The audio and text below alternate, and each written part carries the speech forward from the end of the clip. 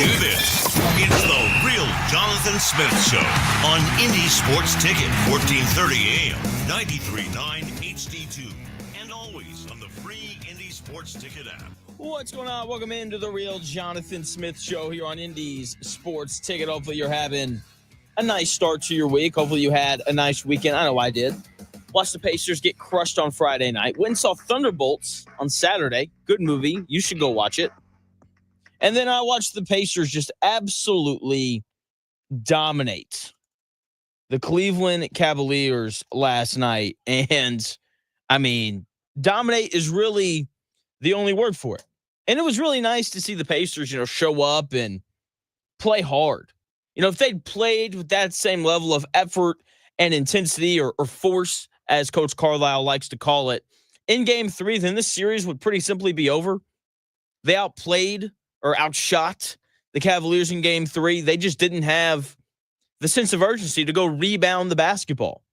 If they'd done that, then once again, this series would be over because the Pacers were not losing that game last night with how well they ran their offense and how intensely they played defense. The Cavaliers had absolutely zero chance whatsoever. It was total domination from start to finish. And Coach Atkinson, after the game, was asked multiple questions, some of them having to do with Donovan Mitchell and his health going forward, because that's obviously a major storyline. If the Cavaliers don't have Donovan Mitchell, then they're not winning Game 5.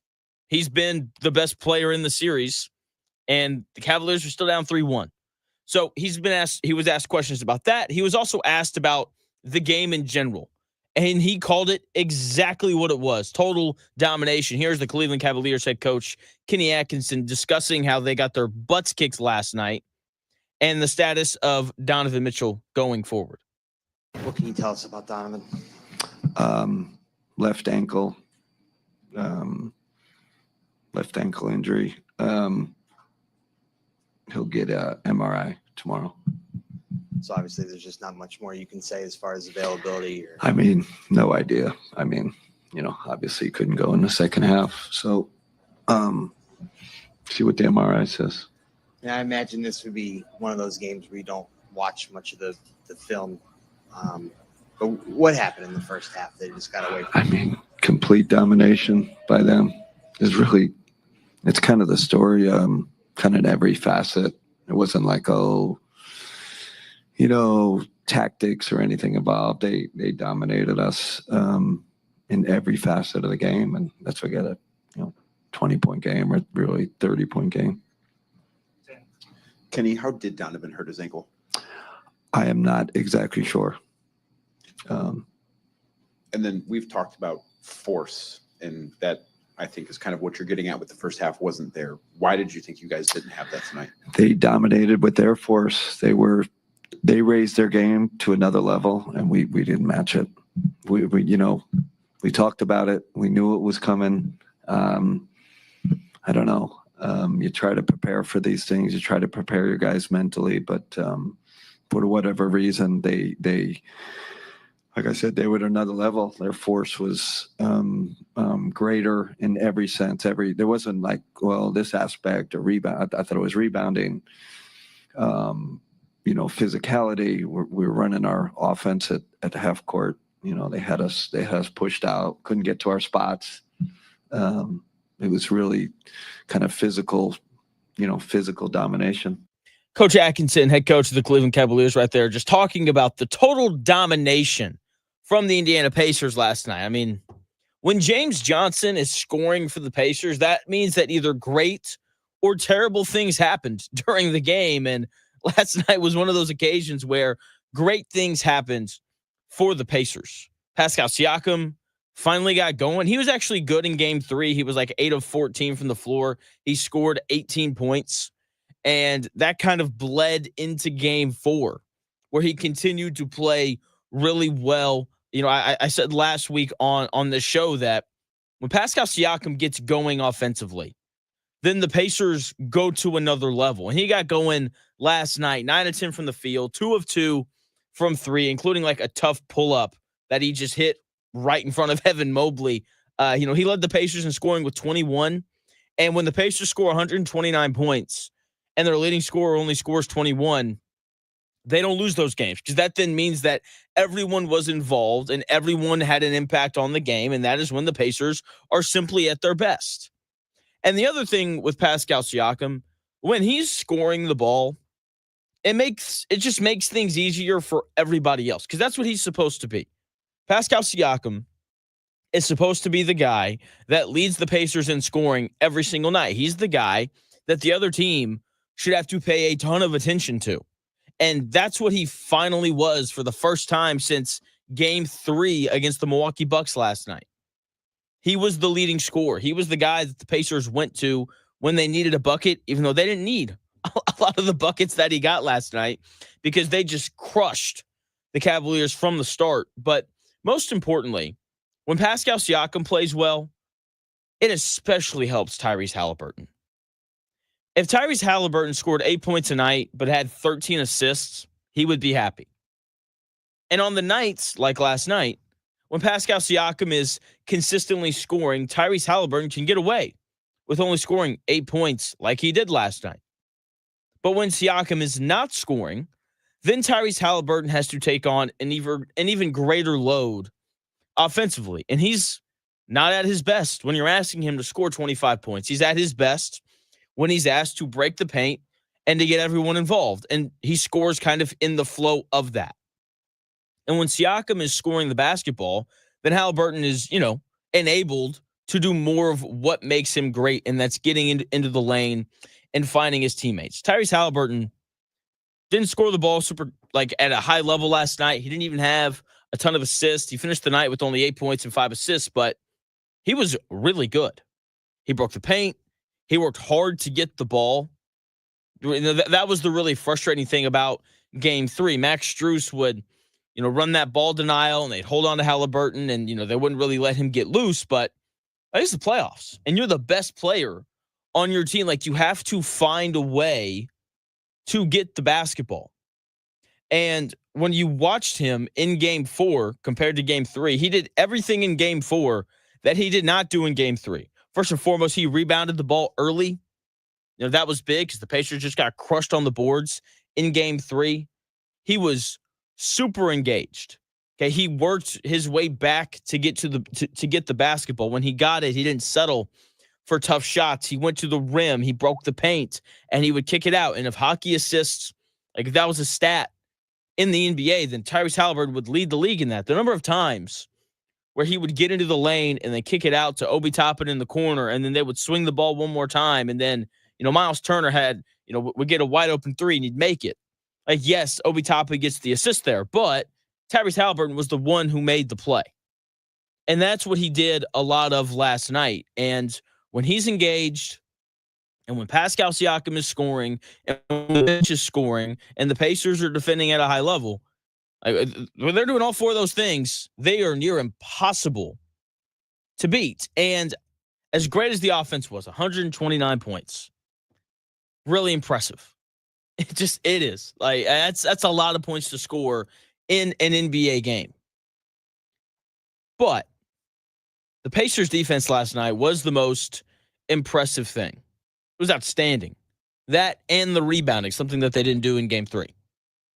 I thought that the defense was great, and I was, looking after the game, going through the press conference, listening to Coach Carlisle and Tyrese Haliburton, waiting to hear something about this high level of defense. And Coach Carlisle opened his press conference by saying this. We haven't done anything yet. We're a pretty significant underdog in every game we've played in this series, and that will continue till the end. And we're going to keep approaching this like we have everything to prove. And we know people don't believe in us. And so we're going to just stay in the fight and keep fighting. All things about the scores and all that other stuff's meaningless. That this game is now history. And so we got to stay in the present moment as much as we can, try to maintain an edge. There's going to be a big haymaker coming on whatever day it is, Tuesday. And,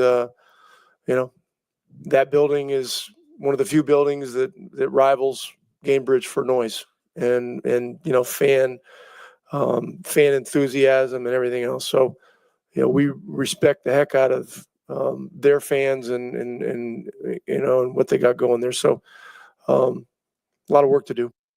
But Carlisle, that was how he opened his press conference, saying that, there's a lot of work left to do and they haven't done anything yet. And that's a very normal head coach's response. But usually, not usually, but sometimes coaches, they'll open their press conferences that way. And then that tone just kind of leaves. And then everything else is like, we did this really well tonight. We did this really well. And this went great. And blah, blah, blah, blah, blah. For Coach Carlisle, that tone of we haven't done anything yet and we can still get better and we still have to go to Cleveland and try to win game 5. And if we lose that one, then we have to win game 6 and all that kind of stuff.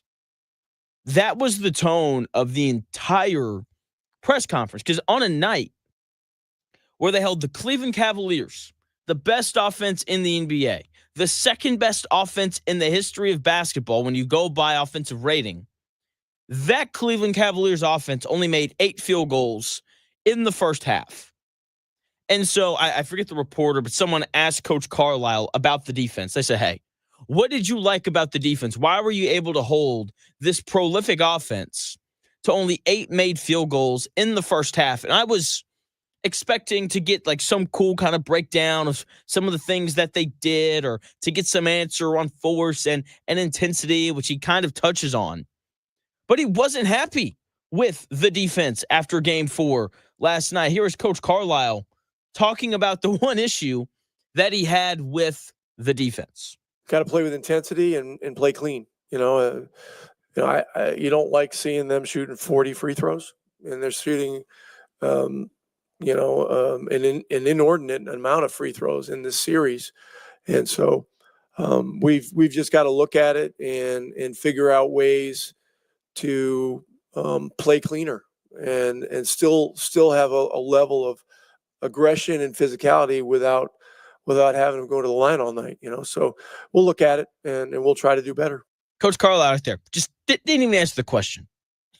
What'd you like about your defense, Coach? Well, I didn't, because we allowed them to shoot 40 free throws. I liked the defense. I understand that, the 40 free throws, that is concerning. Every number that I'm about to run through here is a stat from halftime, because this game was over at halftime. When you're up 80-39, the game's over. It just is. Okay, so every number I'm about to give you is a halftime stat. The Cleveland Cavaliers only made 8 field goals at the end of the first half. They only had 3 assists. The best offense in the NBA, second best offense historically by the offensive rating statistic, was awful. Just completely stopped in its tracks. Meanwhile, the Pacers made 30 field goals in the first half. They had 25 assists. They're the first team to have 25 assists and a half in a playoff game since the 96-97 season. Okay, it was the best defense I've seen the Indiana Pacers play all playoffs, maybe ever. Donovan Mitchell, who had just given them nothing but problems, getting to the rim whenever he wanted. Yeah, he was 3 of 11 from the field. That's the guy who had kept Cleveland in every game against the Pacers. He had back-to-back 40 bombs in games 2 and 3.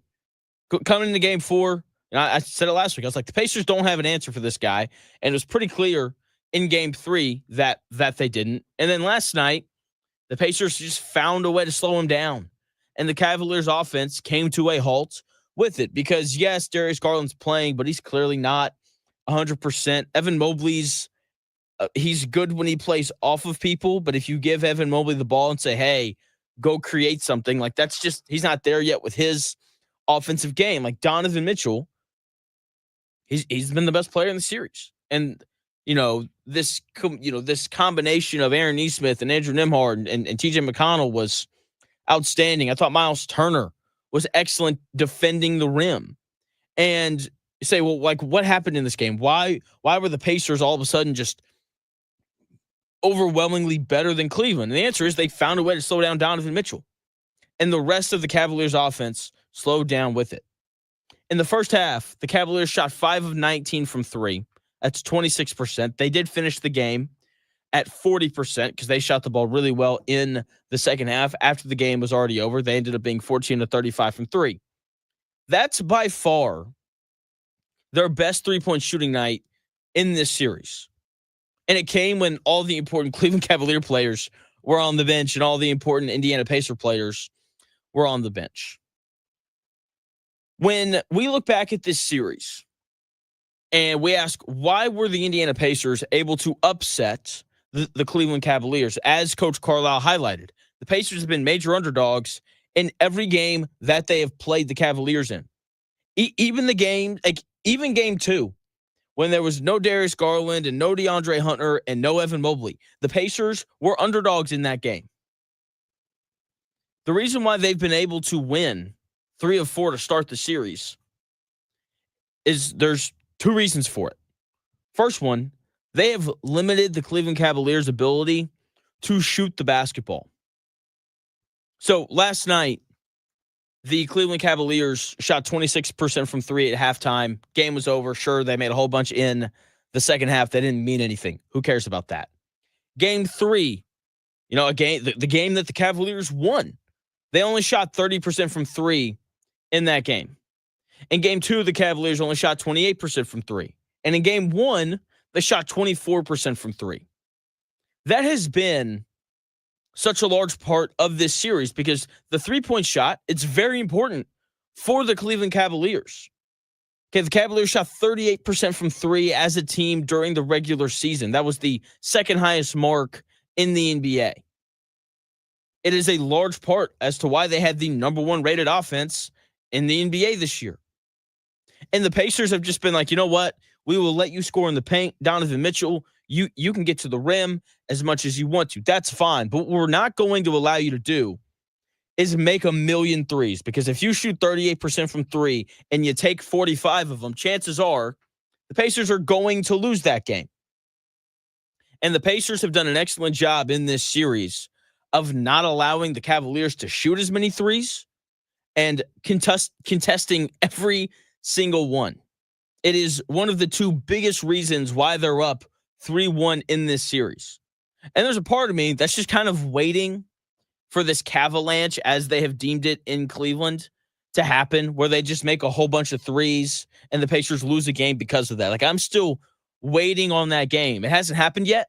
It makes me a little nervous that it hasn't happened yet, but we'll see, what's going to happen going forward with this game. And when we come back here in about 4 minutes, as I said, one of the 2 biggest reasons why the Pacers are up 3-1 has been because of their defense and their ability to defend the three-point line. There's a second reason why they're up 3-1 in this series, and I'm going to tell you what it is when we come back here in about 4 minutes.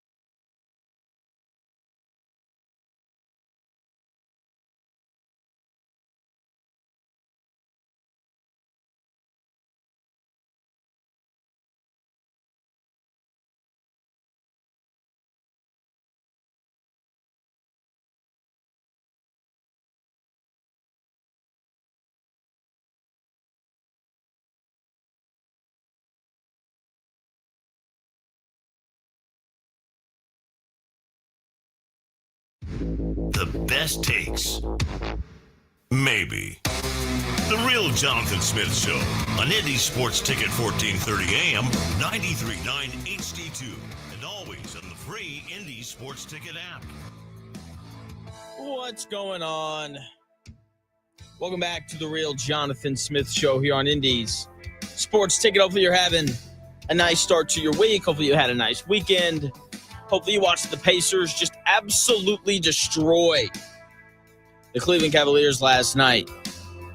And, to open the show, I talked a little bit about how part of why the Pacers are up 3-1 in this series has been their ability to defend the three-point line, because that has been such an important part of the Cleveland Cavaliers in their offense this season. 38% from three. They, took the second most amount of threes per game behind the Boston Celtics on the season. They get them up and they make them.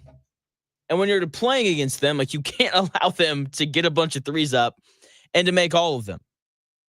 So that is one of two reasons why the Cavaliers were good enough to win the whole thing, right? Because any team that's good enough to win the NBA Finals, they have a star. For them, it's Donovan Mitchell. They have other great players. Darius Garland, DeAndre Hunter's a really good player. Believe it or not, Ty Jerome was third in Sixth Man of the Year voting. Darius Garland was an all-star, probably going to be an all-NBA player. Evan Mobley was the Defensive Player of the Year, probably also going to be an all-NBA selection. Jared Allen is awesome.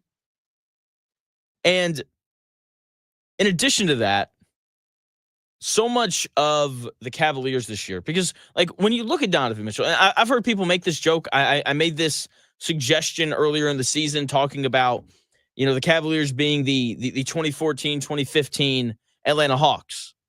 And the Cavaliers are better than that because, Donovan Mitchell is significantly better than Paul Millsap. I won't hear any arguments on that. And part of it, though, part of why the Cavaliers have been so great all year is because of the depth. And that was such a major talking point coming into this series because the Pacers and the Cavaliers both have a ton of depth. They do. And the Pacers' depth, their bench, has been better than Cleveland's in every single game. Game one, the Cavaliers' bench outscored the Pacers' bench 32-29. That is the only game in the series where the Cavaliers' bench was better than the Pacers.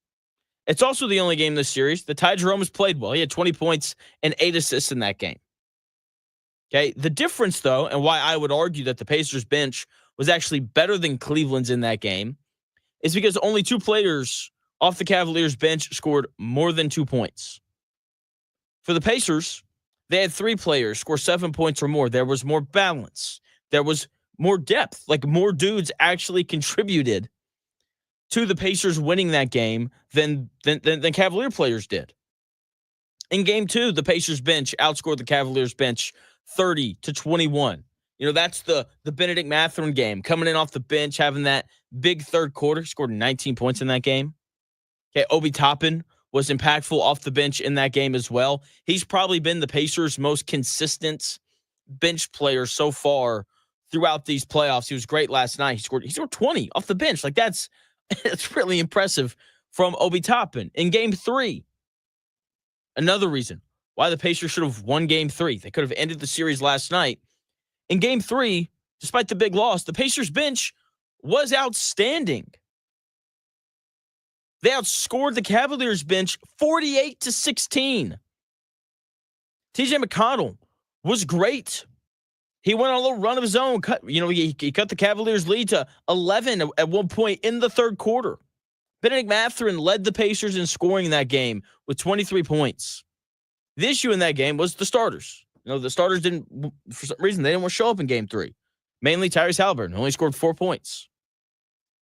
And then again last night in game 4, the Pacers bench outperformed the Cavaliers bench 58 points to 53, which is not an accurate depiction of what happened in that game. In the first half, the Pacers bench outscored the Cavaliers bench 28-7. And then at that point, everyone's playing everybody. You got James Johnson coming in off the bench, showing off the handle. It was great. Here is Tyrese Haliburton after the game last night talking about the bench's performance in the game, because the bench was once again outstanding last night. Really proud of our performance. I thought obviously the first half was pretty amazing, the shot making, and I thought we were really good on the defensive end.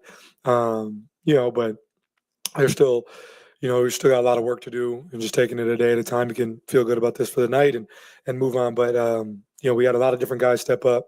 Our bench was amazing. Obi, TJ, Shep, TB in his first half stint I thought was really good. So we had a lot of different guys chip in, and that's why you see such a balanced scoring effort from all of us. You guys have 3. Tyrese Haliburton right there talking about the Pacers and their bench scoring throughout this series, and or about last night, and that has been a theme throughout the entire series. And coming in to this Cleveland and Pacers showdown, the bench, the depth, was supposed to be a great area of strength for the Cavaliers. Ty Jerome, finalist for Sixth Man of the Year. DeAndre Hunter was supposed to be the piece that allowed them to compete with the Boston Celtics. And I know they've been banged up. I know that DeAndre Hunter dislocated his thumb. I get it. I understand that since Darius Garland hasn't played in some of these games and he's clearly hurt, they're asking Ty Jerome to do a little bit more. But the whole point of depth is if someone gets hurt, like, you're able to step up into it. And the Cavaliers have real depth. If they didn't, then they wouldn't be favored in all these games where the Cavaliers didn't have guys playing. The simple reality of it is the Cavaliers bench as a whole, not just Ty Jerome and DeAndre Hunter, have struggled. Sam Merrill hasn't had an impact on the series with his shooting. He had that one stretch in the opening quarter, first quarter of game 2, where he shot 3 of 3 from 3. Outside of that, you haven't heard much from Sam Merrill.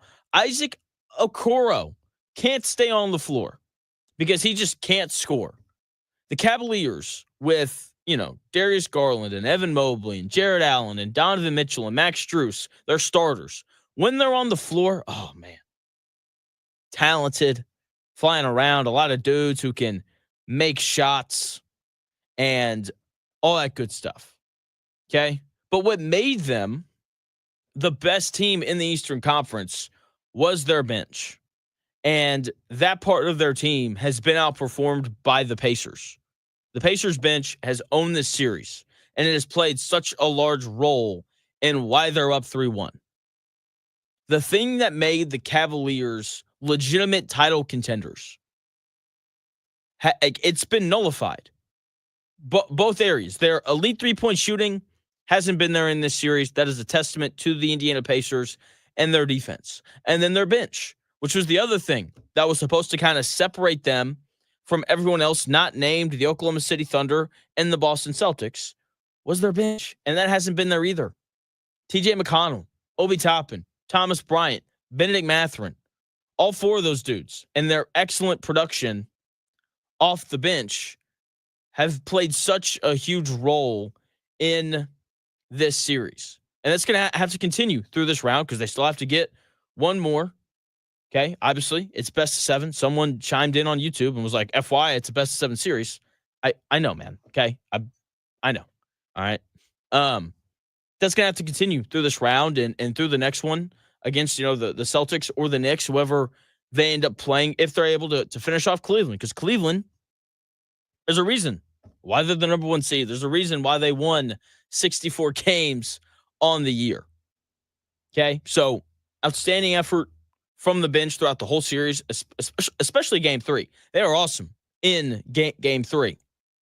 So we'll see how it goes the rest of the way. I'm very intrigued to see who wins that Boston and New York game tonight. I'm going to get a little bit ahead of myself here, but the Pacers would rather play New York. I think that's really easy. I'm really pulling for the Knicks like crazy tonight because I just think matchup-wise it's beneficial for the Pacers. They beat them in the playoffs last year. The Knicks aren't deep at all. Like, they have 6.5 dudes, maybe. Like, that's me being incredibly generous. It just is. So we'll end up seeing how that goes. I do want to talk about Tyrese Haliburton in game 3 because it is important to be discussed. And it was disgusting. It was nasty. It was awful. No other way to really put it. He was much better in game 4. If you're a box score watcher, you're just going to see that he had, 8 points and 5 assists. If you actually watch the game, he was significantly better than those numbers would indicate, doing all the things that allow this Pacers offense to go.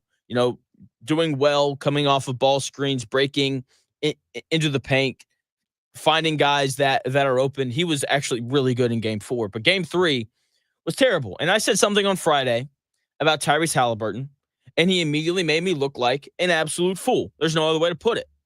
I thought that he graduated to a point where he was going to be good in every playoff game, because that's what real superstars are. Like, they're good in every single playoff game for the most part, right?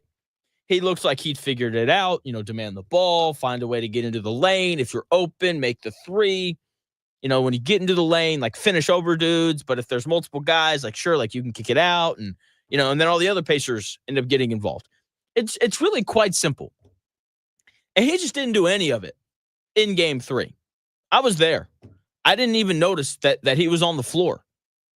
He allowed Max Strus's ball denial defense to completely eliminate his impact on the game.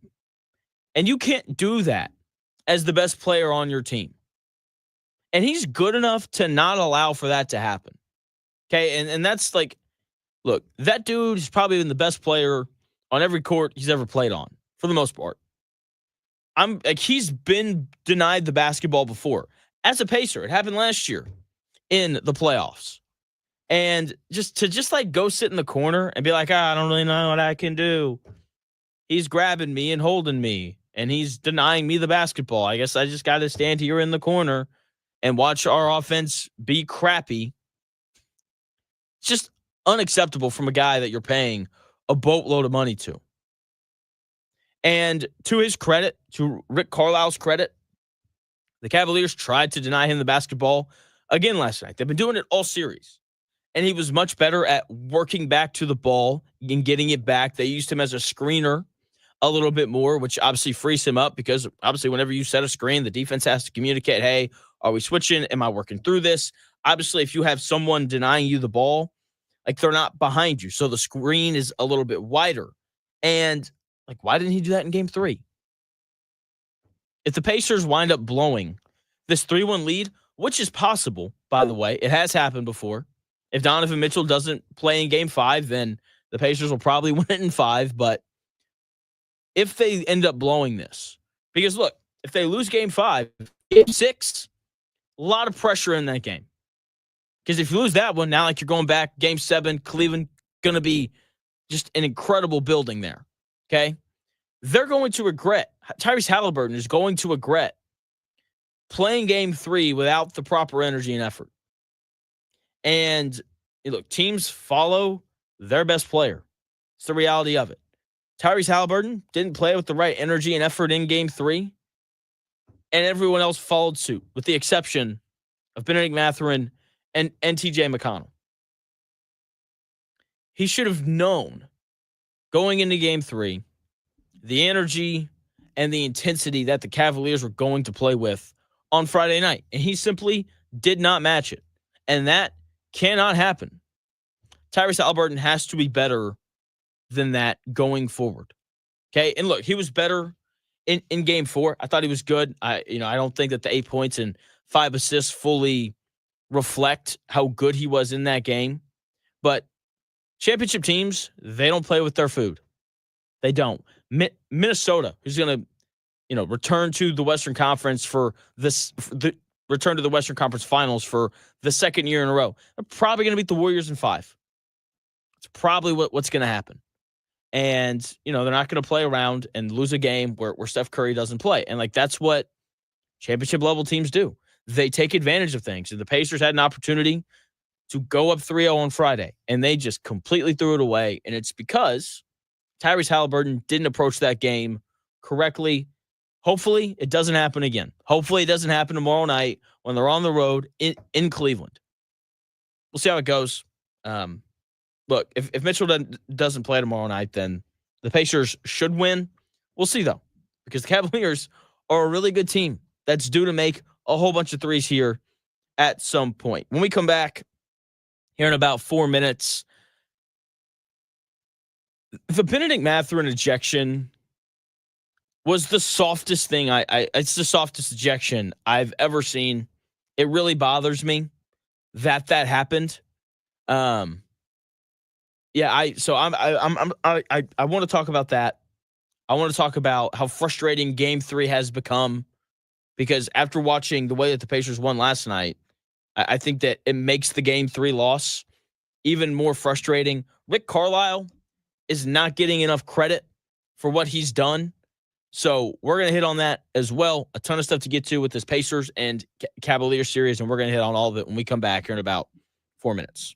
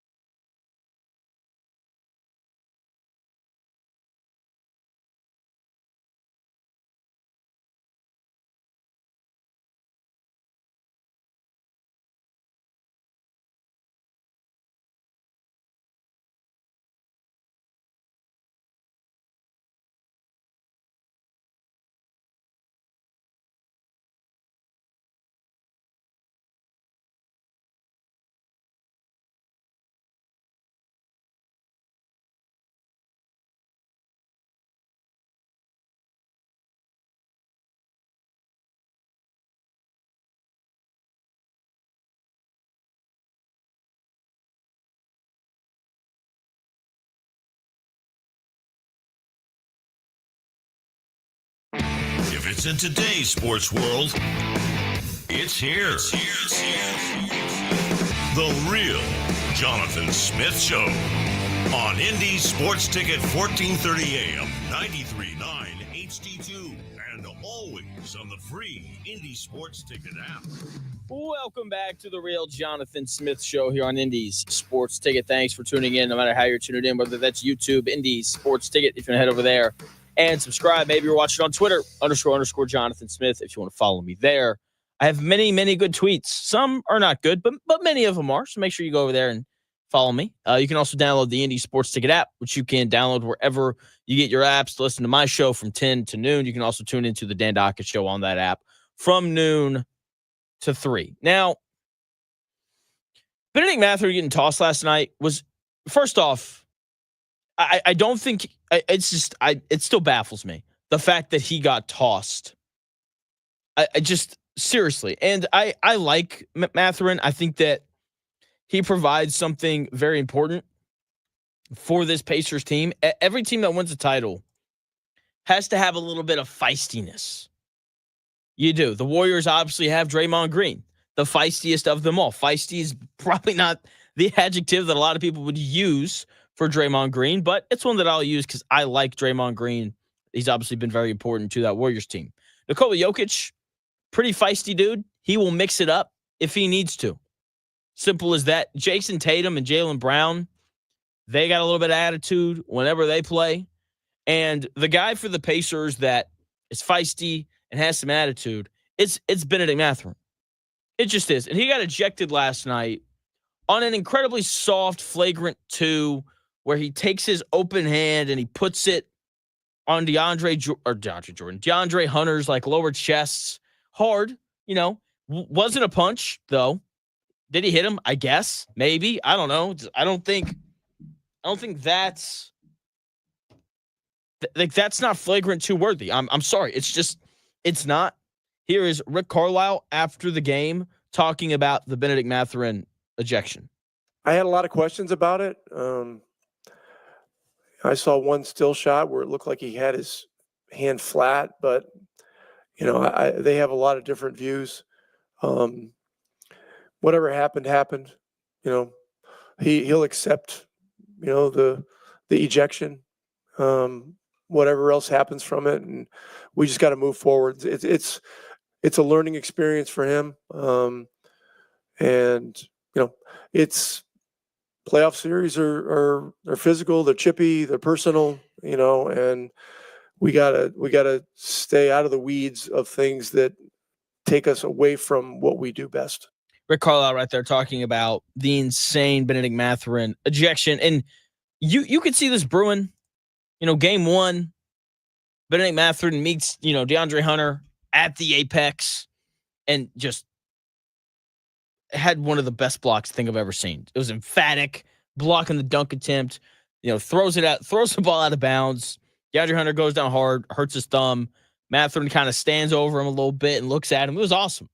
It's one of the highlights of the playoffs, period. And so that happens in game 1. DeAndre Hunter doesn't play in game 2. Game 3, they both get teed up, after having a conversation very quickly, just like a very quick, tech for both guys.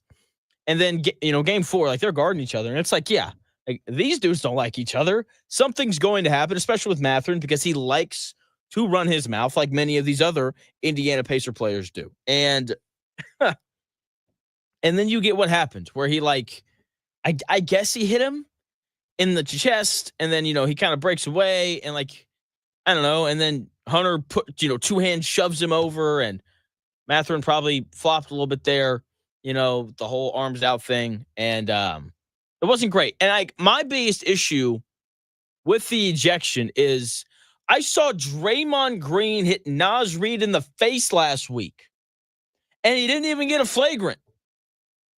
He throat chopped Fred VanVleet in round 1 and was given a technical foul. Benedict Mathurin, kind of hit DeAndre Hunter with an open hand in the chest and got tossed. That's insane.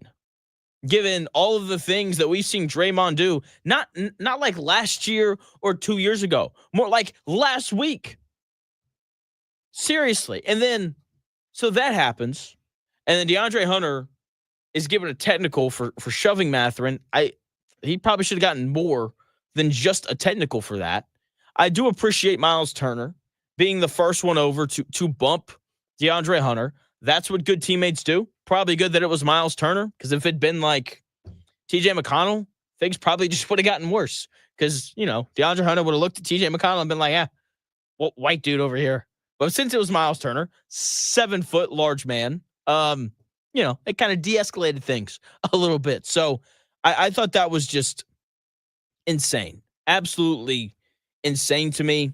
The other thing that's insane to me is Coach Carlisle has not gotten the proper appreciation throughout this series. First and foremost, he is an excellent coach. He is one of the best coaches in the NBA.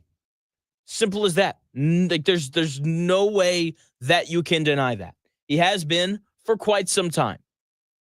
And this is a really cool stat that I believe it was Tony East who went out and got this.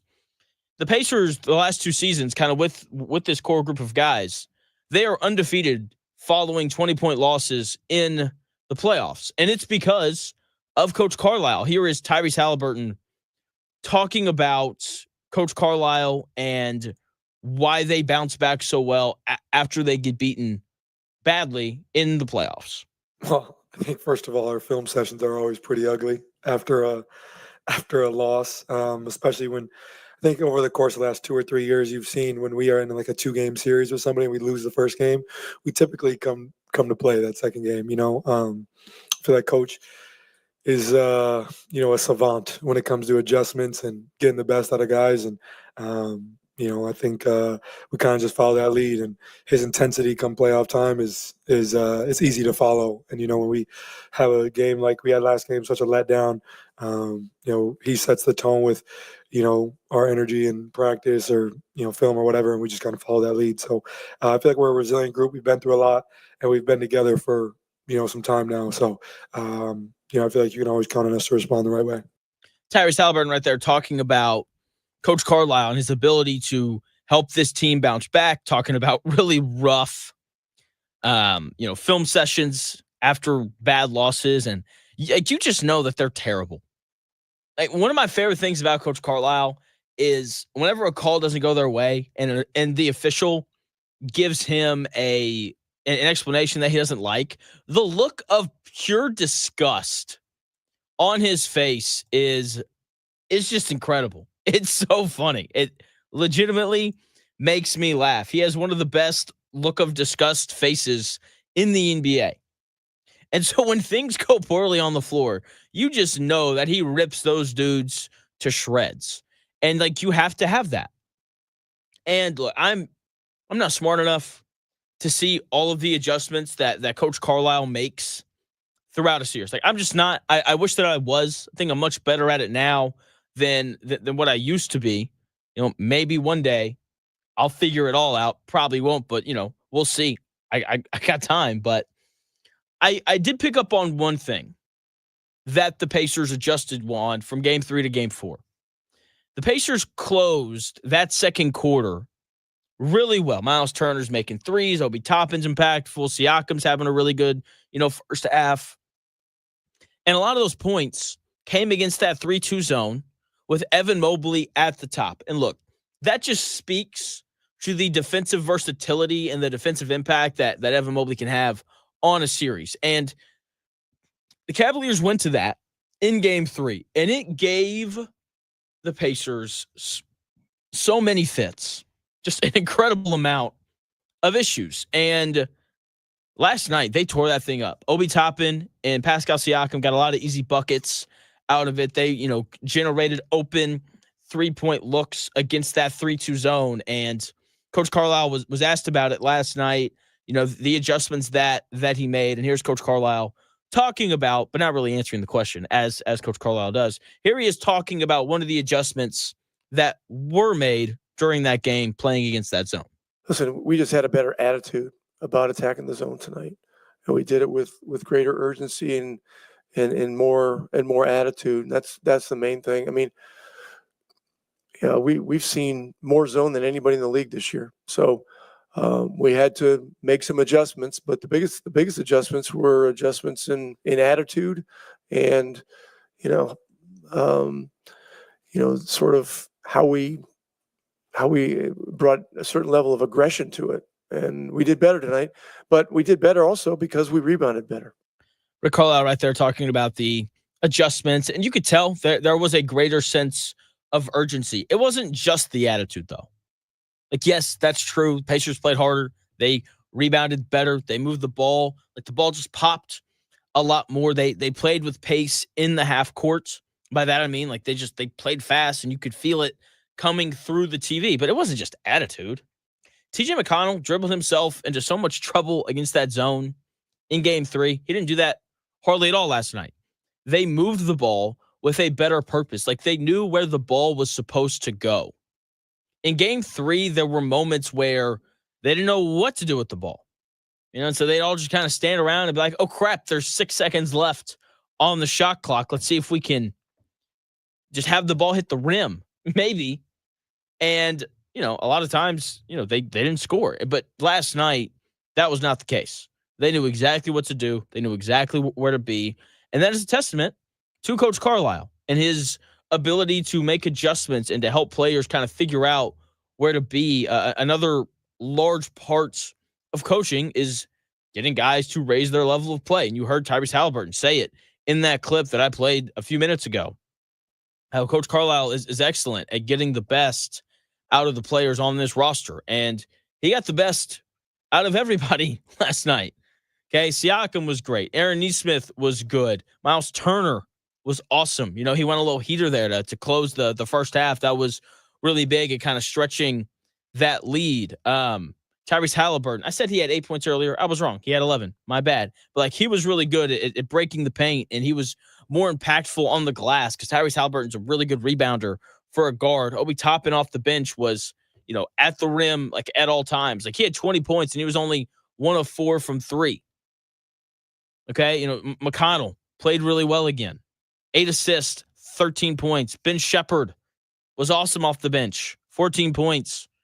So and really impactful on the defensive end of the floor. So just Coach Carlisle and his ability to adjust from game to game has been on display throughout these playoffs. Like, yes, the Pacers are playing really well, and they're currently 7-1 or 7-2. What are they? 3, 4? Yes, 7-2 so far in playoff games. And that is a testament not only to the Indiana Pacers and how they're playing, but it's also a testament to Coach Carlisle and his ability to coach and get his dudes ready. When we come back here in about 4 minutes, more stuff on Pacers and Cavaliers. Game 4. It's nice seeing them show up. Great game. Dominant from start to finish. I've got Kenny Atkinson talking about that dominant performance when we come back here in about 4 minutes.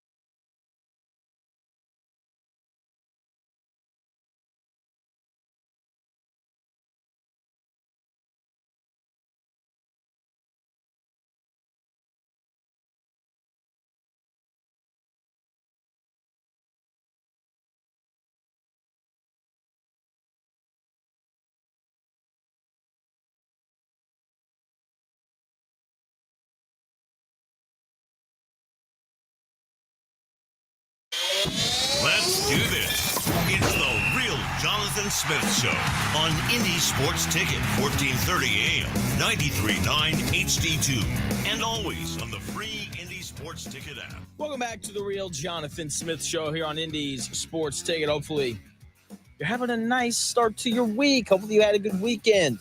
I went and saw Thunderbolts. Fantastic. You should go watch it if you're into the Marvel stuff. No. If you just like good movies, go watch it. It was really fun. Just an all-around really good movie.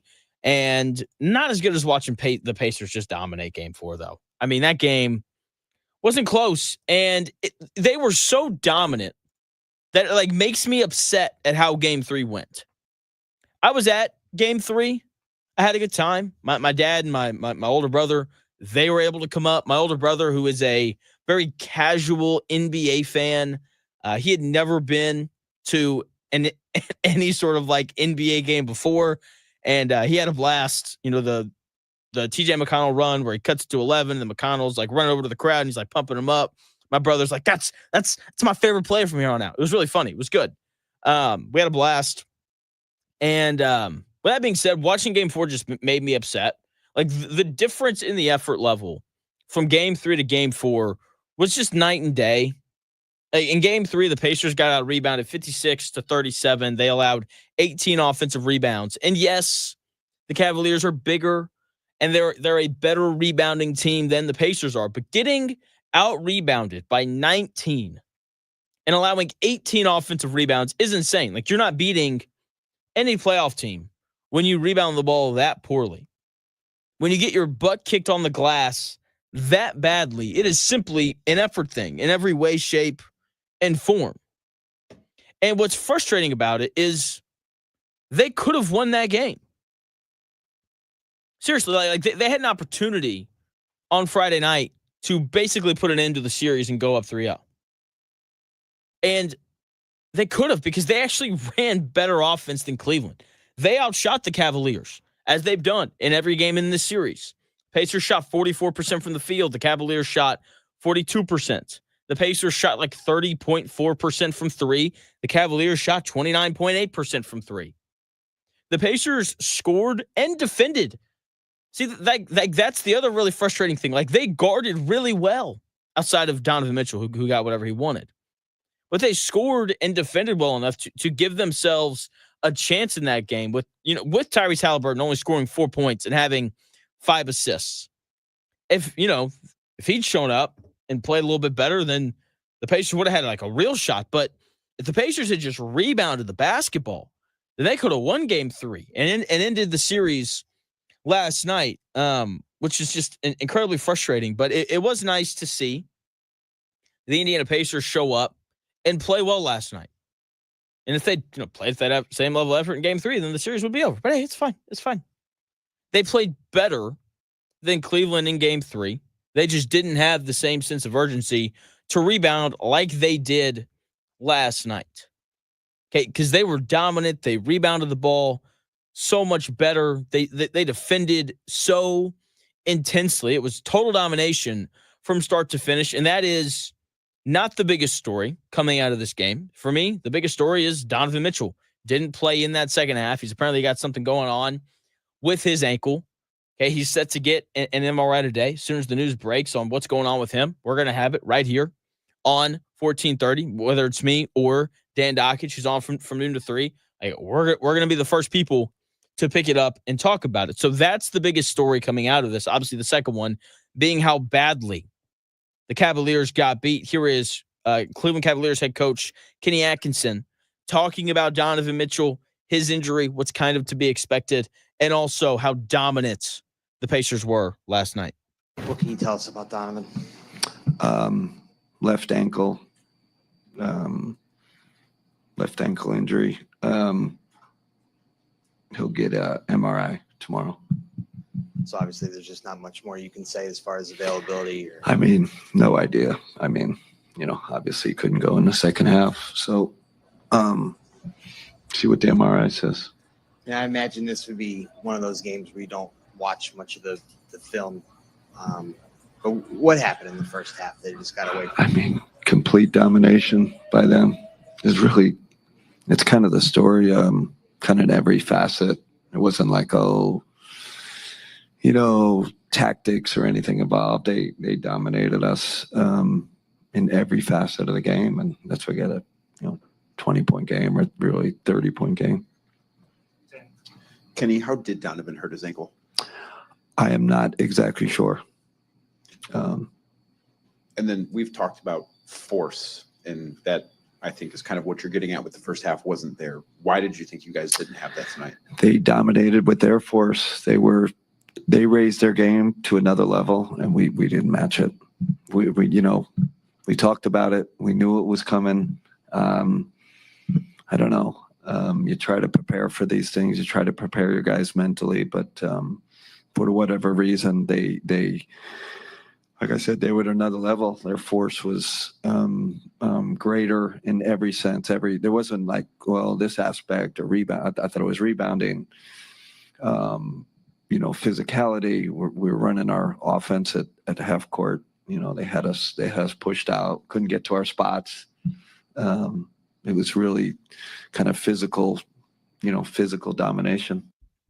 Physical domination. Cavaliers head coach Kenny Atkinson right there talking about game 4 and just the total physical domination that it was when James Johnson is in the game, let alone scoring.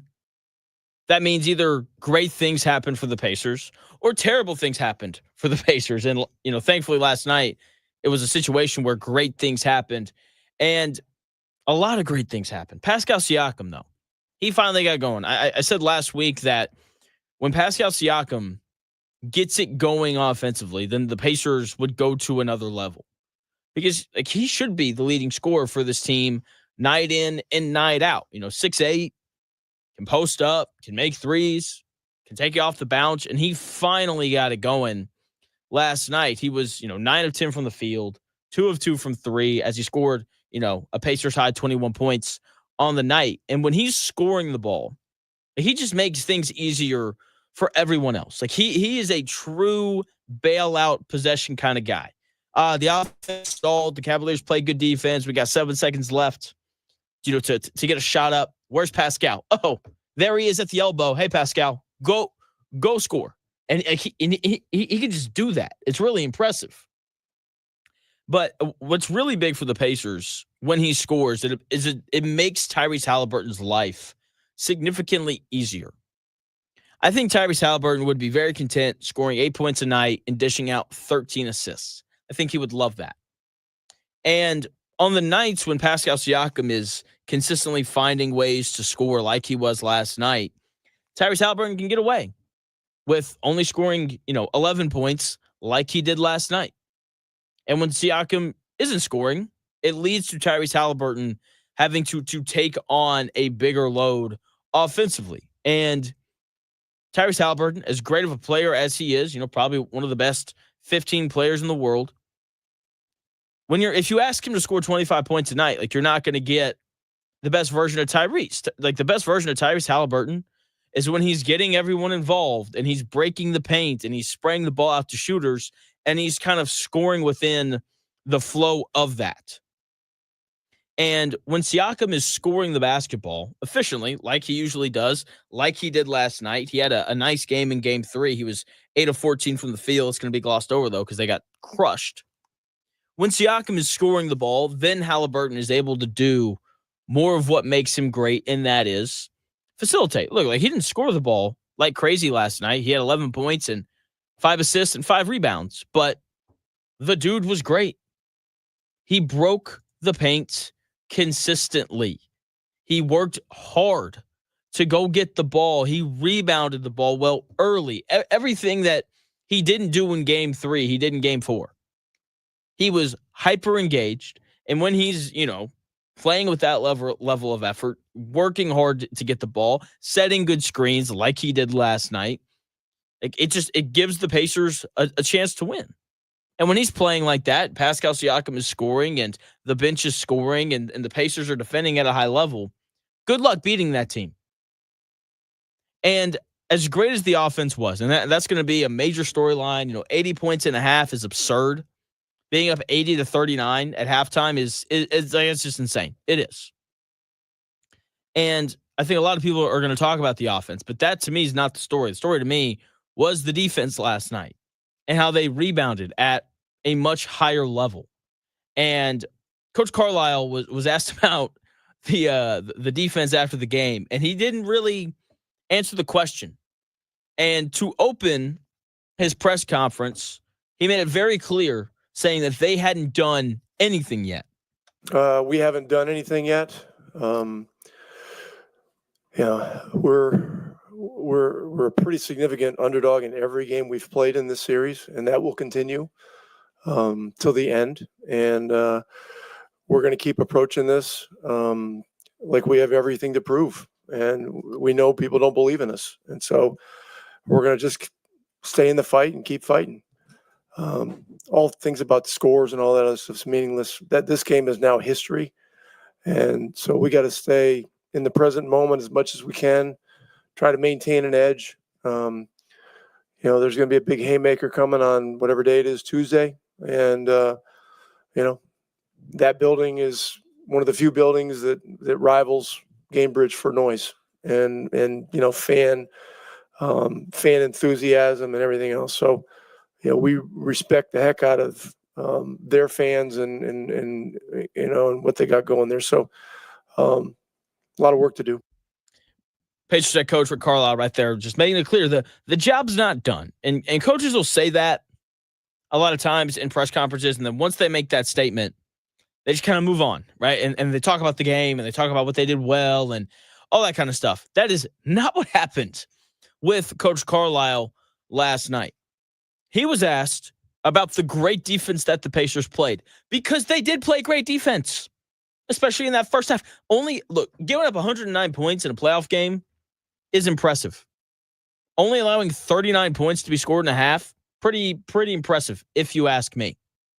Okay, especially against the number one offense in the NBA. Coach Carlisle, though, didn't think that the defense was great, and as opposed to kind of laying out how they did a good job of slowing down Donovan Mitchell in that first half, and how the three-point defense continues to be very good from the players of the Pacers that actually play. More on that here in a moment, but he didn't want to talk about that. He wanted to talk about their issue fouling guys.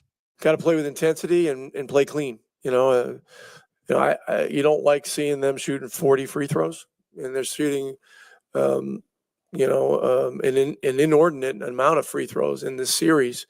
And so we've just got to look at it and figure out ways to play cleaner and still have a level of aggression and physicality without having them go to the line all night. So we'll look at it and we'll try to do better.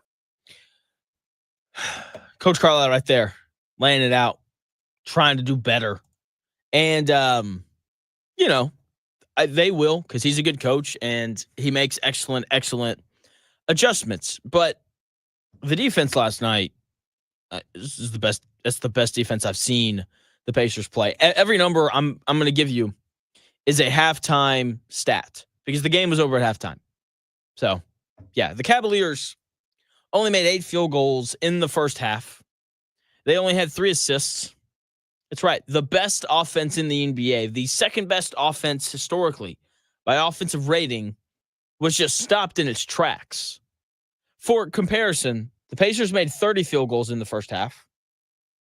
They had 25 assists. By the way, they're the first team they're the first team in the NBA since the 96-97 season to have 25 assists in a half in a playoff game. Pretty crazy. It was the best defense we've seen from the Pacers all playoffs. Donovan Mitchell, a guy who just given them nothing but problems, really struggled. He was 3 of 11 from the field. That's the guy who had kept the Cavaliers in every game against the Pacers. Donovan Mitchell he had 40 in game 3. It's a large part of why they won. He's really been the only guy for the Cavaliers who has consistently scored the basketball. I mean, back-to-back 40-point games. He had 48 in game 2, and he went for 40 again in game 3. And the Pacers found a way to slow him down, and the Cavaliers' offense came to a halt with it.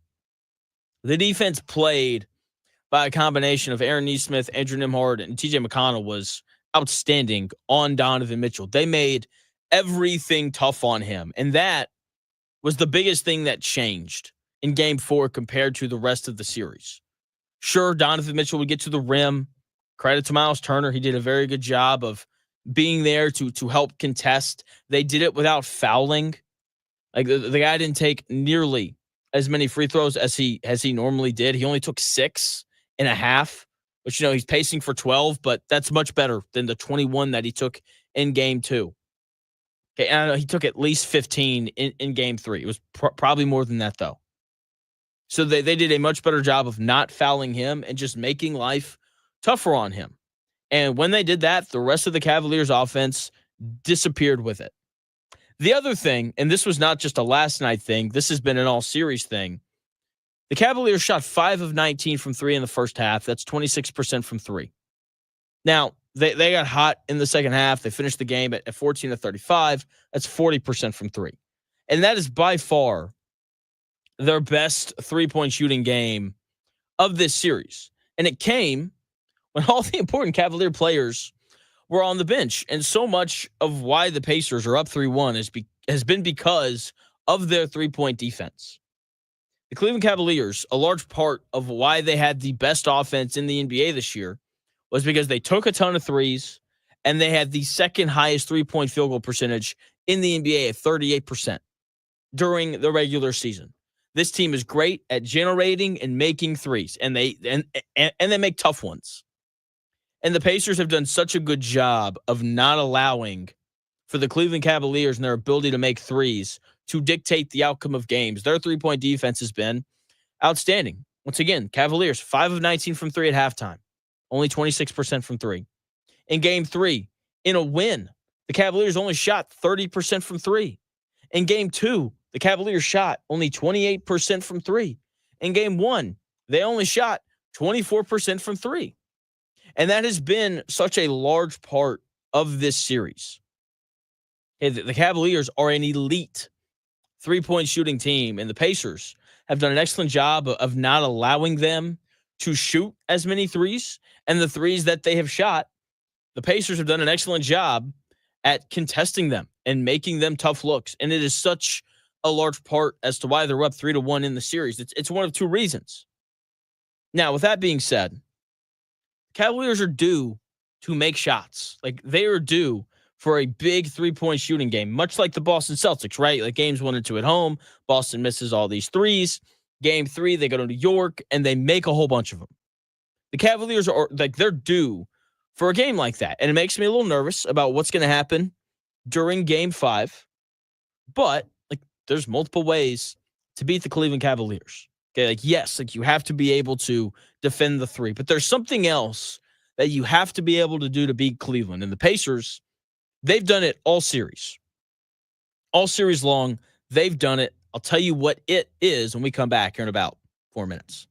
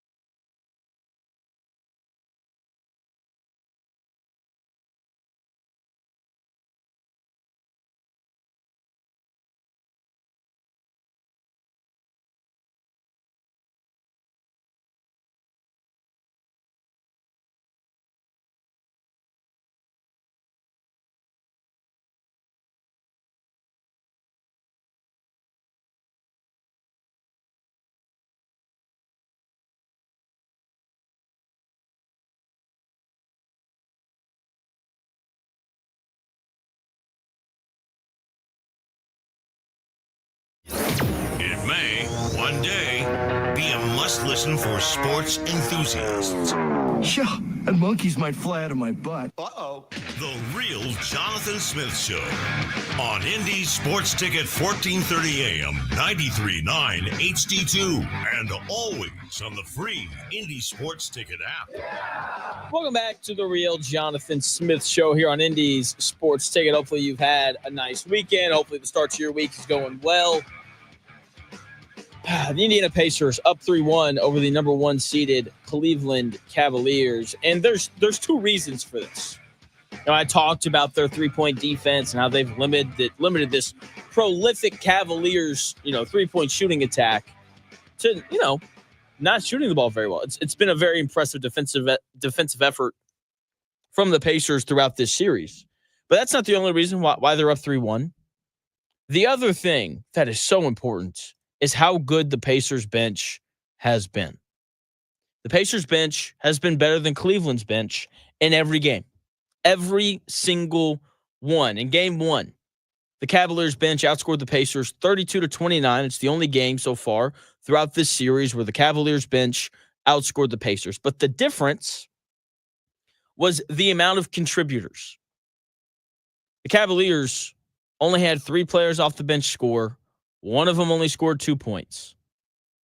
Ty Jerome's the only good game he's played in this series. He had 20 points and 8 assists. He was great. For the Pacers, they had 3 players score 7 points or more. It was a little more balanced.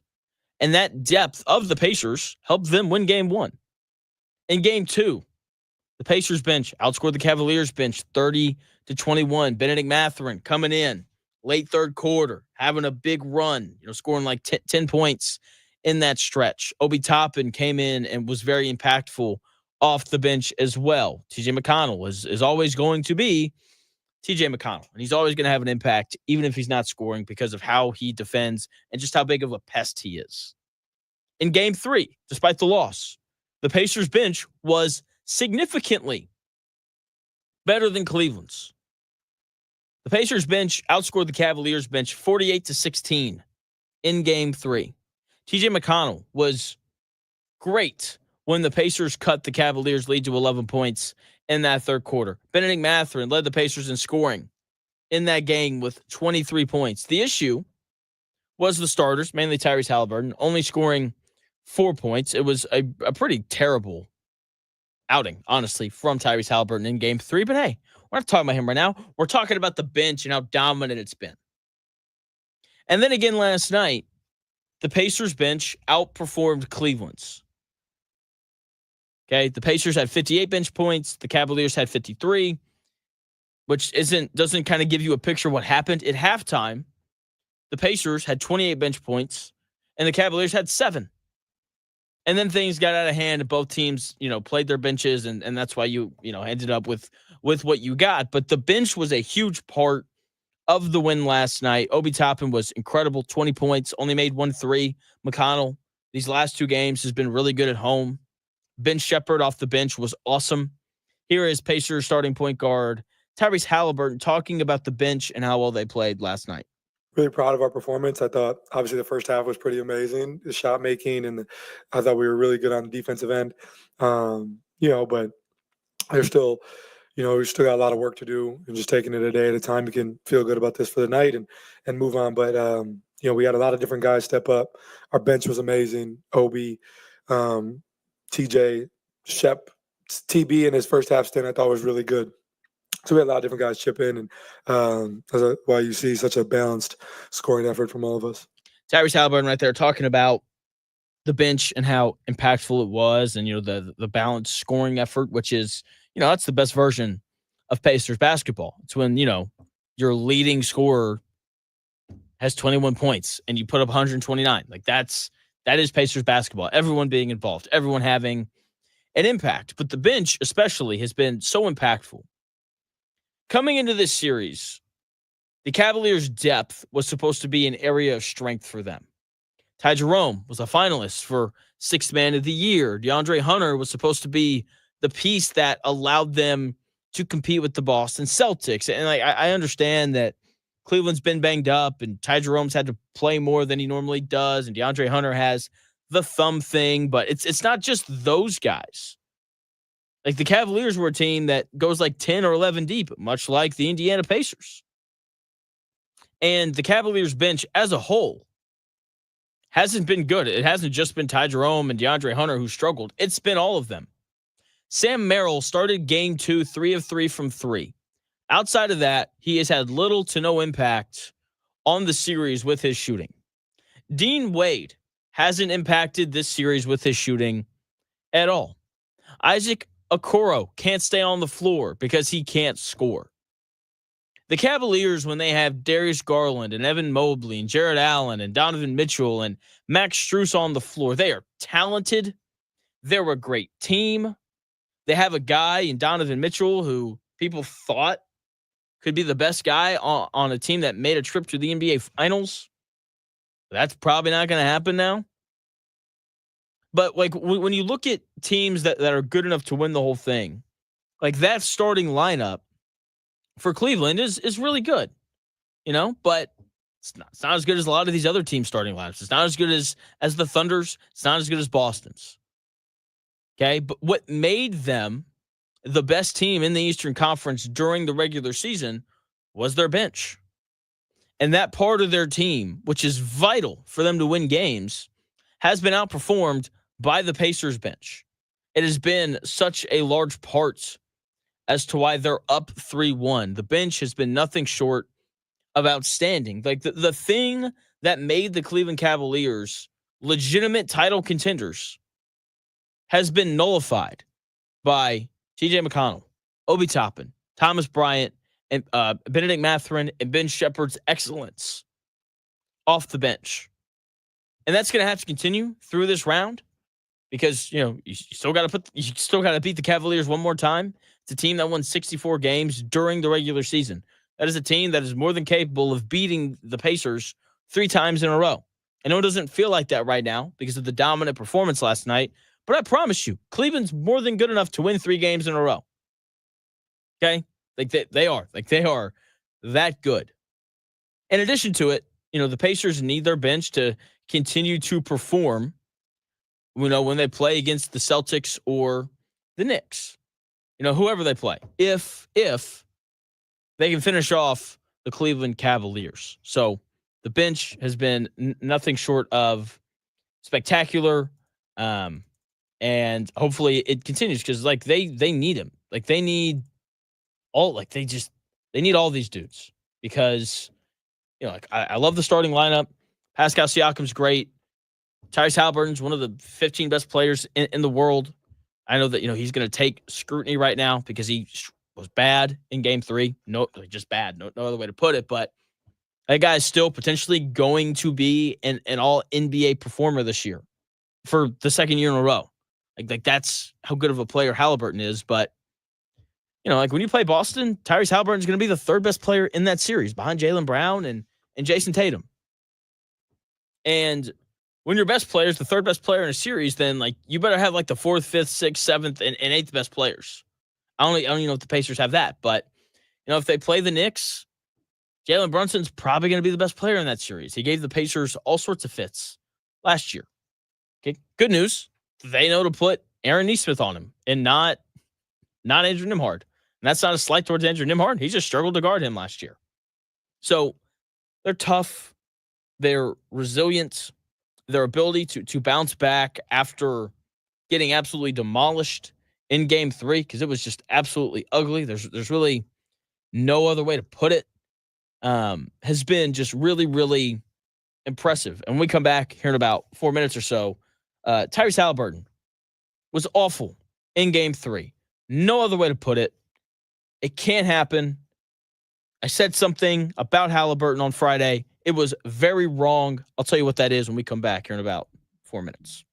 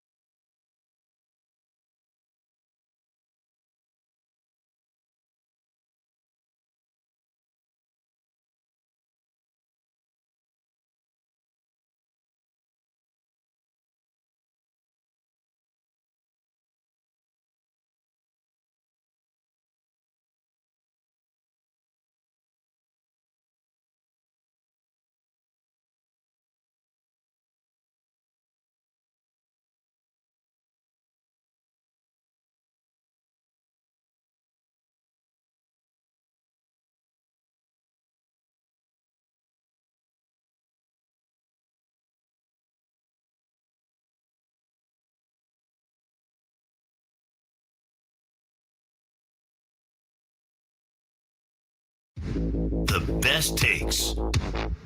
Maybe. The Real Jonathan Smith Show on Indy Sports Ticket 1430 AM, 93.9 HD2, and always on the free Indy Sports Ticket app. What's going on? Welcome back to the Real Jonathan Smith Show here on Indy's Sports Ticket. Hopefully you had a nice weekend. Hopefully you got to watch the Pacers last night take a big-time lead. Hopefully you didn't have to watch him in Game 3 because Pacers Game 3 was just terrible. It was very disappointing. Just the lack of energy, the lack of effort in a game where, like, if they played with energy, if they just rebounded, if they just had energy and effort on the glass, they would have had an excellent opportunity to win that game because they out-executed the Cavaliers in that game. They shot the ball better. They did. Like, they've outshot the Cavaliers in every game that they've played in these series. And I said something on Friday about Tyrese Haliburton that made me look like a fool. It lasted all of, a few hours, and I felt good about it. And then I went to Game 3, and I watched it, and I was like, oh, man. I thought that Tyrese Haliburton had reached a point where he had graduated to a point where he was going to be good in every single playoff game, because that's what the best players in the world do. They are impactful in some way, shape, or form in every playoff game, whether it's through scoring, rebounding, defending, facilitating, something. And it seemed like Tyrese Haliburton had figured it out. He'd figured out the formula for him to be great in playoff games. Demand the ball, find a way to get into the paint, and then facilitate from there. And, occasionally score. Because teams know that you want to pass, and I think that when teams understand that a player wants to pass the ball, they give them more opportunities to score, and like that happens to Haliburton. Sometimes he looks up and he's like, wait, I'm 4 feet from the bucket, and there's like no one else here. Let me lay it in, and it's nice. And it's quite simple, and he just didn't do any of that in all of Game 3. I was there. Okay, didn't even notice that the guy was on the floor. And like he just allowed for Max Strus and his ball denial defense to completely eliminate his impact on the game. And like you can't do that as the best player on your team. Okay, and he's not good enough. Or excuse me, he's good enough to not allow for that to happen. Okay, like that's not the first time he's been denied the ball as a Pacer. He's just not. Okay, like the Cavaliers have denied him the basketball all series. They denied him the ball last night. Teams denied him the ball in the playoffs last year. And to his credit, and the Pacers as well, because I'm sure that they made adjustments in how they ran their offense, but he was much better last night at like working back to the ball to get it back. They used him as a screener quite a bit off the ball because obviously, like if you're denying me the basketball, like, my screen's going to be wider because there's going to be a dude holding on to me. In addition to that, like when you're working through the screen, teams have to communicate and they may switch. And if they switch, then Haliburton's going to have a second to maybe get away and go get the ball. So there was this combination of Tyrese Haliburton playing with a little bit more force. And, I think the Pacers, coaching staff doing an excellent job of getting him open and being able to get him the ball. My question, why didn't this happen in Game 3? If the Pacers end up blowing this 3-1 lead, which is in the cards, Cavaliers won 64 games in the regular season. Best offense in the NBA. 3 guys that are probably going to make all NBA this year. Like, it is very much in the cards for them to blow a 3-1 lead. 2 of the next 3 games are in Cleveland. I will say there is a caveat to this. If Donovan Mitchell, which I haven't seen any news on him today, if he doesn't play in Game 5, I'll be very surprised if the Pacers don't win that game. Okay, but if they do somehow, some way blow this, then they're going to regret not playing hard in Game 3 with the proper energy and effort. And the most frustrating thing about it is like that lack of energy and effort happened in Game 3 because of Tyrese Haliburton. Like every team follows their best player. And Tyrese Haliburton didn't play with the right energy level. And like he should have known like what Game 3 was going to be. This is one of those things where like you don't need playoff experience to know that, hey, we're up 2-0. We just won 2 games at their place. Like, you don't need playoff experience to know that Cleveland's going to come out, balls to the wall, and play with their hair on fire. And that just can't happen. And it was frustrating. Tyrese Haliburton has to be better at that going forward. Like, you can't play with your food. The best teams in the league, teams that are serious about winning a title, they don't play with their food the way that the Pacers did in Game 3. Simple as that. Now, something else that championship teams have, especially here as of late, is like they've got someone who can get a little feisty. You know, like the Warriors have Draymond Green. Nikola Jokic is a pretty feisty dude. I'll never forget when he just decked Markieff Morris at half court. Pretty impressive. Jason Tatum and Jaylen Brown both have a bit of, attitude whenever they play games. So that guy for the Pacers is Benedict Mathurin. He's one of them. They got multiple dudes who can get a little feisty. And he got ejected last night on the softest flagrant 2 I think I've ever seen. Here is Pacers head coach Rick Carlisle after the game talking about the Benedict Mathurin ejection. I had a lot of questions about it. I saw one still shot where it looked like he had his hand flat, but they have a lot of different views. Whatever happened. He'll accept, the ejection. Whatever else happens from it, and we just got to move forward. It's a learning experience for him, and it's playoff series are physical, they're chippy, they're personal, and we gotta stay out of the weeds of things that take us away from what we do best. Rick Carlisle, Pacers head coach, right there talking about Benedict Mathurin and his ejection from Game 4 last night. They didn't need Mathurin, which is good, but the ejection was just soft. Okay, it was like an open hand hit. It wasn't a punch. There was no big. For me, if I'm gonna punch somebody, there's gonna be a windup. I promise you. I'm not just going. I'm not just going to put my arms at a 90-degree angle and hit somebody. That's not going to happen. I would call that more of a push than anything else, right? Speaking of which, the push that DeAndre Hunter had on Mathurin probably should have been a little bit more than just a technical foul. Anyway, my biggest issue, though, with this flagrant 2 call is I have watched every single NBA playoff game. Draymond Green hit Naz Reid in the face last week. Clearly, on purpose. Didn't even get called for a flagrant. They gave him a technical. He throat chopped Draymond Green. Draymond Green throat chopped Fred VanVleet in that series against the Rockets and wasn't called for a flagrant. They gave him a technical foul. Benedict Mathurin hit DeAndre Hunter with an open hand and the lower chest. Not very hard, and he got ejected. That's insane, given what people like Draymond Green have gotten away with during these playoffs. Okay? I just insane that Mathurin got ejected, insane that DeAndre Hunter only got a tech. I do appreciate Miles Turner being the first guy over to kind of bump DeAndre Hunter off because that is what good teammates do. And that's what the Pacers have, right? They have a bunch of guys who have played together for the past couple of years. And in addition to having a bunch of good players that have played together, they've been playing for the same coach who is excellent.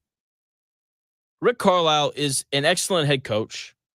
The Pacers over the last 2 seasons have not lost a playoff game following a 20-point loss. And it's because of Coach Carlisle and his ability to make adjustments and hold his team accountable. Here's Tyrese Haliburton after the game talking about why the Pacers tend to find success after getting blown out.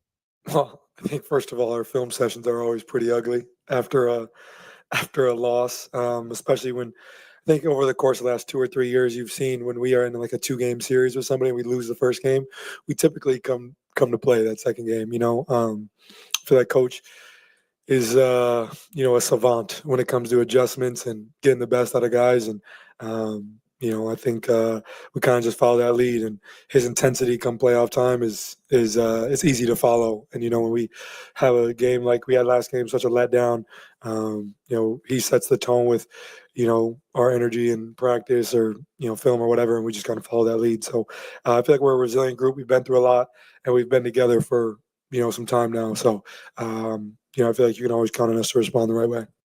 Tyrese Haliburton right there talking about he and his team's ability to bounce back. And he talks a little bit in there about Rick Carlisle and those, film sessions after games. And now he just gets into them and they're ugly. And I can just hear, like, one of my favorite things about watching Coach Carlisle coach, he has the best look of disgust of any other coach in the NBA. Like, he's got, it's like this like snarl thingy, and he'll argue a call and a ref will give him an explanation that he doesn't like. You saw it last night when he asked the ref why they threw out Mathurin, and he got it and he just like turned away and he gives this amazing look of just pure disgust. It's awesome. And so you can just tell, like, he can get into dudes. And I also think that Coach Carlisle does a good job of making adjustments. Now, look, I'm not smart enough to see all of the adjustments that Coach Carlisle makes from game to game. Because, look, I can see when he changes the rotation. I can see when he changes who gets how many minutes. I can see when he switches, Aaron Nesmith onto, Jalen Brunson, like he did last year in that series against the Knicks. I can pick up on those things. But there's some other things that I can't. But something that I saw last night was how the Pacers adjusted to that Cleveland Cavaliers 3-2 zone with Evan Mobley at the top. They gave them just fits in game 3. They tore it up. Like the Cavaliers went to that, at the end of the second quarter to try to slow down what had just been a red hot Indiana Pacers offense. And it didn't work.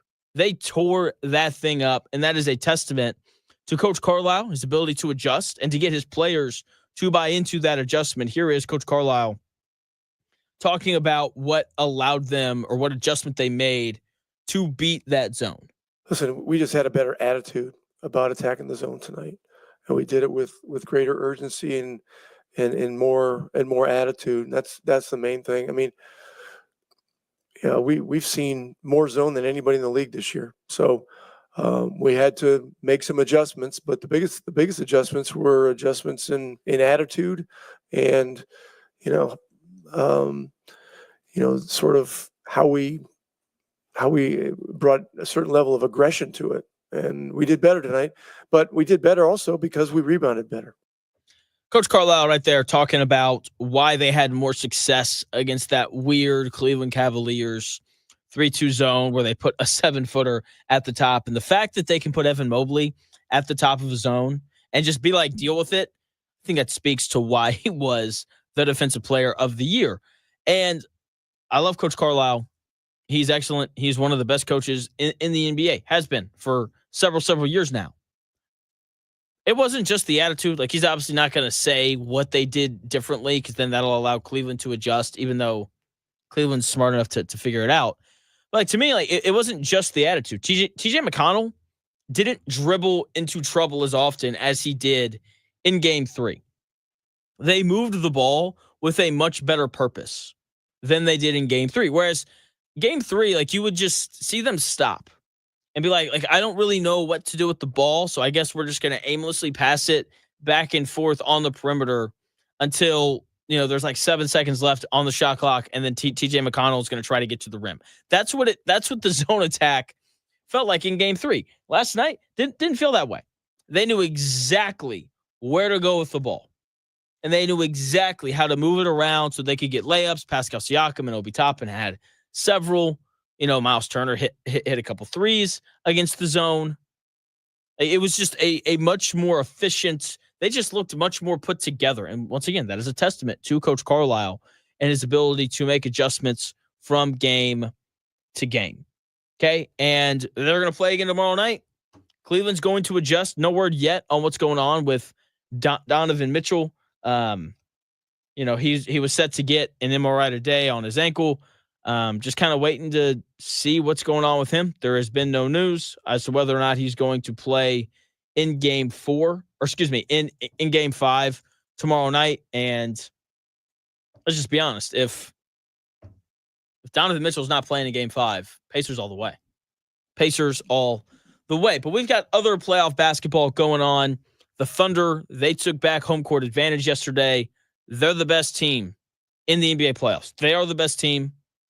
Shai Gilgeous-Alexander has been good. Jalen Williams has had some great moments. He's had some bad moments. Chet Holmgren been pretty steady. But the defense of the Thunder is impossible to ignore. Like, they are the best defensive team in these playoffs, and they have just made things so incredibly tough on a good Nuggets team, especially Jokic. Jokic has really struggled because of that Thunder defense. What's crazy is Aaron Gordon's been the biggest story for the Nuggets. The fact that he built a gym in his home and then he came back to the NBA this year and set a career high in 3-point percentage at like 43%. Like, that story should be everywhere because it's a testament to hard work. I think that the Indiana basketball program should just find a way to like put that up in their locker room. That way these guys understand the value of hard work. Tonight, the other Western Conference series, we got Timberwolves and Warriors. I hate that Steph Curry got hurt. They'd be giving the Timberwolves all they could handle and more if he was available. The Celtics, I still think they're going to come back and beat the Knicks. They're going to play game 4 tonight. Look, I just think that Boston is simply a better team. And they're going to wear Jalen Brunson down over the course of the series, just with how many great defenders and how much size and athleticism they're going to be able to put on him. I think it's really going to weigh on him. I hope I'm wrong on that. I don't think I am. So I still like Boston in that series. And then, I hope I'm wrong, though, because I do think that the Pacers would rather play the Knicks than the Celtics. So hopefully the Knicks can find a way to win tonight. Never thought I would say that. I hate rooting for the Knicks. I hate the Knicks in general. But, I want what's best for the show, and that is for the Indiana Pacers to play in the NBA Finals. And I talked about this on Friday. That is a legitimate option. Like that is the thing that could 1,000% happen for the Pacers this season. And I think it's really going to come down to two things. One, like who wins that series between New York and Boston? Because if New York wins, I love the Pacers. For Boston, it comes back to Kristaps Porzingis' health, because he's the piece that makes them feel unbeatable. But if he's sick or if he's hurt, Boston becomes just a very different team, and they're just not as good when he's not available. So that series, game 4 tonight, is going to be huge. 7 o'clock, or excuse me, I believe that game's on at 7:30. Can't wait to watch it tonight. That's going to do it here on the Real Jonathan Smith Show. I'll be back on the air tomorrow from 10 to noon. The Dan Dockett Show comes your way next, noon to 3. Should be a normal Monday. Power Hour at 2 with Kent Sterling and hopefully Todd Leary at 1. The Dan Dockett Show comes your way next. I'll talk to you again tomorrow starting at 10 a.m.